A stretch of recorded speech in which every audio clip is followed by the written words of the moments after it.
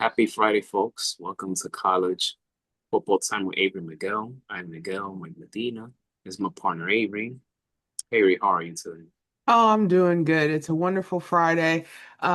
Florida now has the same temperature as where, football is being played this weekend. So, it is 45 degrees, but we're trying to make it. Yeah. Hmm. Well, hopefully all of you stay warm, stay healthy. Very rare that I have a scullion, but a little bit of headache, runny nose. I mean, change of weather is like that, and I haven't been outside for days. So, but hey, we can't escape. Um, when you get hit with the cold or flu, which I'm trying to stay away from, but it's day two, so but I'm attacking it, eating soup, drinking tea, so but I'll be fine. I'll be as good as new in a few days. But Avery, the biggest topic lately in college football, Sherrone Moore. He got fired by Michigan and he committed a very stupid mistake. So according to I mean, this part made me laugh because it's like, wow, people will go years and years of things you post on social media and they'll bring it up when it applies to whatever you're going through right now. So, and so one of the things that they brought up was, Sherrone Moore participating in Sean Diddy Combs' on parties, and he had tweeted about it back in 2018. But again, that goes to show you that people, will search, stuff that you posted before. But he got fired for inappropriate relationship with a staff member. And this model is from OnlyFans. And she basically had this to say. Let me read. Her name is Mia Sordi. And I quote, I wasn't surprised he was all in my DMs trying to risk it all with an OF model, fitness influencer. Yeah. So there's that. And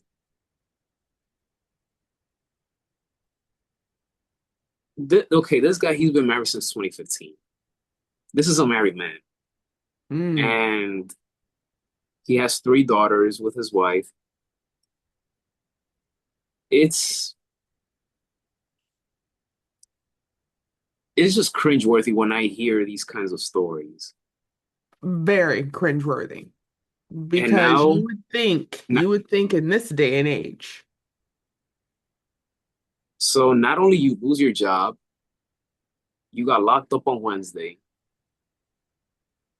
And although so far no charges has been listed yet for him, but clearly this is an embarrassing week for him and his family. Yeah. Well, and not only that, if you look at the timeline, literally, I believe from the news dropping that he was being fired by Michigan, I think within like 2 hours, they said they had taken him into custody. And if that isn't a red flag for something, and at that point, I believe we didn't know, we just knew part of the story. So, from an interesting standpoint, it goes back to, like you say, you would figure in this day and age, like what you do in the past, especially if you hold a position of authority in an academic institution, that anything that you do can be scrutinized, especially from the past. So when you said cringeworthy, at first I was like, okay, what like I couldn't understand because there wasn't much that we heard. But the moment I found out they had already had this man in custody, I was like, okay, they have something. At this point, either Michigan had already been doing the investigation, which means in a weird aspect, they knew. They knew something already because I'm like, if you already knew, why didn't you fire him?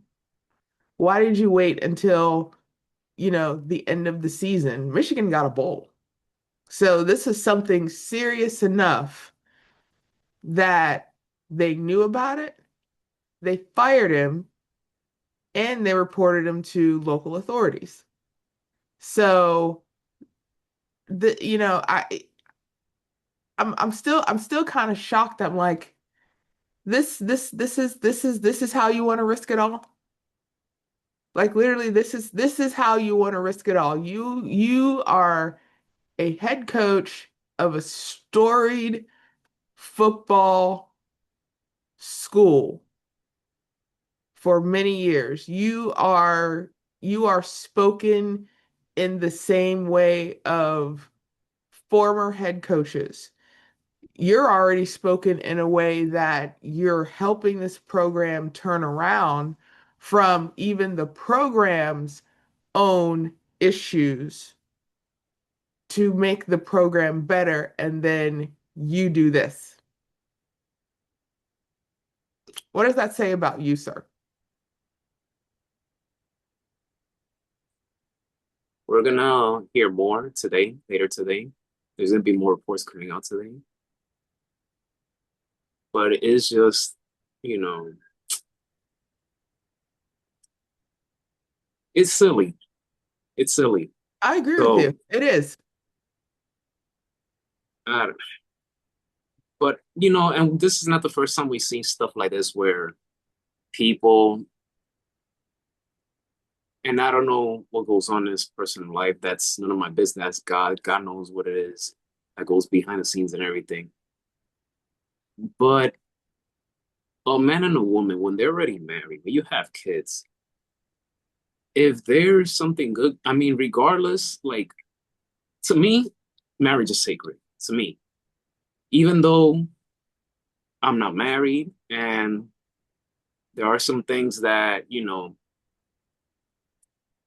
that I don't agree when it comes to marriage, but once you get married, this is not a regular 9 to 5 job. So I just feel like, listen, marriage is sacred to me. There's a lot of things about me that I'm old school that is very sacred. And if you don't want to go that route, then don't go that route. Don't let nobody pressure you. Don't let nobody tell you, oh, you need to get married ready. You're getting old. You're getting this. Because that's another thing. They get pressure from other people as well. Oh, absolutely. But if you don't want to be married, don't do it in the first place. If you don't not ready to have kids, don't do it in the first place. It's just that simple. Because when it comes to those things, marriage and having kids, that's a major, major, major responsibility. You have to compromise. There's a lot of things that goes into that.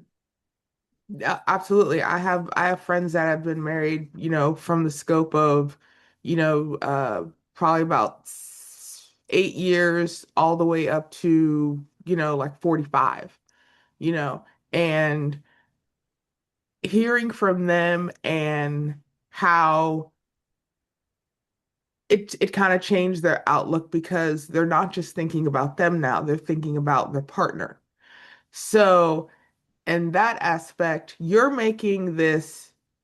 And people say, "Oh, we're making this life," which it is. But at the same time, you are now committing yourself to an individual where, yes, your life is first, but now you also have to think of another person. I have a friend, her and her husband have been married for 30 years, and she has a very good job, and she wants more from her career. But she has to think about her husband, and especially in terms of relocation, you know, and there's nothing wrong with thinking about how you want to have a future, how you want to excel in life. But for people who are married, they now have to think about that person that is sharing their life with them as well.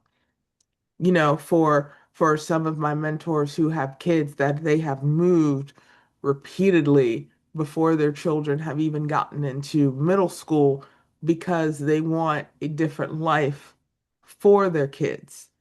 So it's so granted it is about you, but it's also that person that in certain vows you are sharing your life with till death do you part. And then when you have children involved, it's not only about it's not only about you and your spouse, but it's also about those other individuals that you've brought into this world. And the world's crazy as it is right now. You know, for a lot of us, we look to our parents possibly who have been married, or also we also look to our friends who are married, who have not only opened their doors to us, but opened the doors to I have kids. I want you to be around my kids because you have this great personality. You have this great respect on life. I want my kids to grow up with you because I know you are a good person and I want to make sure that they are around you in that same aspect. You know, I've been honored. My best friend has a son.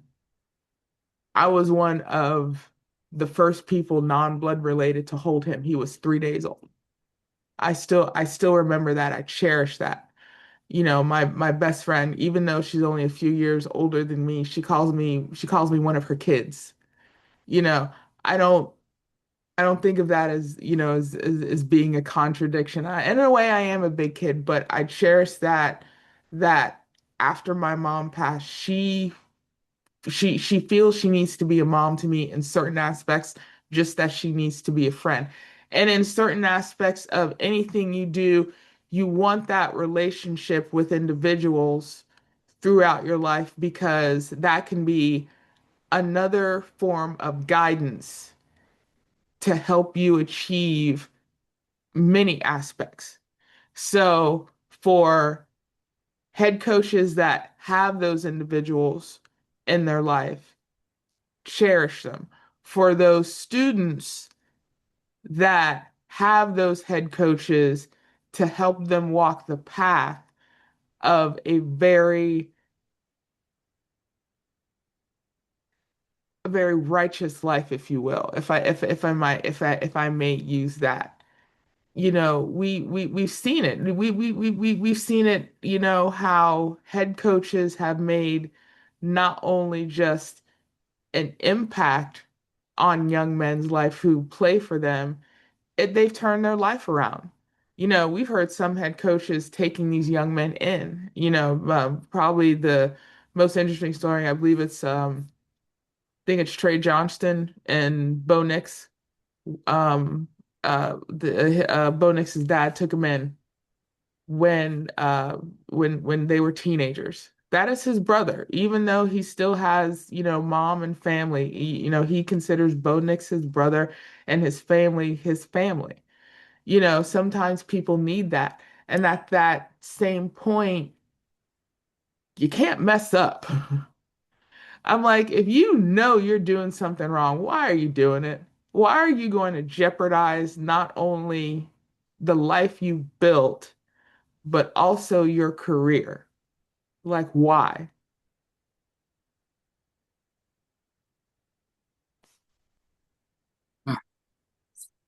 Enough said, Avery. Enough said. But moving on to the next and final topic, Army versus Navy, historic rivalry, 126th edition. Like we spoke before getting on this, I see you're repping Navy hoodie. I do have my my Army hoodie. I wore it yesterday, but I'm gonna wear it on Monday as we discuss the game. Um, I love, when these two teams play every single year. I appreciate it more as I've gotten older. So the midshipmen, they lead the all-time series 63, 55, and 7 against the Black Knights. So Navy is coming into this game most likely as the favorite to win this game. But I wouldn't underestimate Army's defense. I wouldn't underestimate them. But hopefully it turns out to be a good game. I have Navy winning 28 to 23. Yeah, I think this is going to be another great game. Both teams secured bowl games. The only reason Navy didn't get to the conference game is due to a tiebreaker, but they had a very, very, very impressive 7-1 record in the American Conference. They're playing this game in Baltimore, which is technically Navy's backyard, not that far from Annapolis. So Navy is favored by 6. They have the favorite at 60% versus Army's 30%. These games are always interesting. Even if you don't follow service schools, as a college football fan, I'm always very interested when these two teams play for many, many years. And for Navy, also Blake Harveth, very impressive. It doesn't seem like he had like a really good season because you've had other quarterbacks in FBS this year have over like 3,000, yards passing. Blake Hartley had, nearly 1,400 yards passing, but he had over 1,000 yards rushing this year, which is an amazing feat for a quarterback. The other quarterback that had a similar statistic, Lamar Jackson, when he was at Louisville. So if not to have very good company, for this young man, why not that? Of course, with the background and my attire today, I am also rooting for Navy, and I'm also picking Navy. The over-under is 38.5, but I think this might be an interesting game for both teams to not only show the prowess, repping the service schools, but also this is going to be a really good football game. I'm going to have Navy defeating Army 27, Army 20. Well, there you have it, folks. That does it for college football time with Avery Miguel. We'll be back here on Monday, which this time I'll be wearing the Army hoodie, God willing, to give you guys a recap of the game and everything else that will be going on with college football. There will be more reports about Coach Moore today. And oh yes, shout out to Mendoza.